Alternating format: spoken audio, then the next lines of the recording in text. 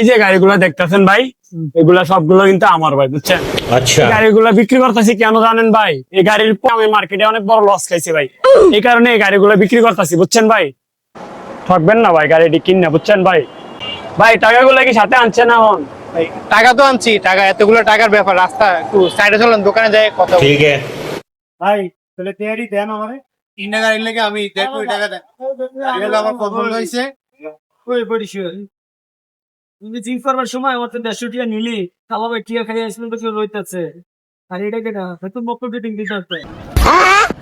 যেমন ভাই আমি কিনলে দেখুন না বন্ধু আমার কি হবে ভাই, এরা এরা কি আর কিসিটা বাট পারে ভাই আমার 1.5 কোটি টিয়া লস করে দিলেন ভাই। ফাইলে তো ভাই আমি আর আমনে নিতাম ভাই, দুনো ভাই ভাগ করে খাইতাম ভাই। না ভাই আমনে একটা ভুল করছি।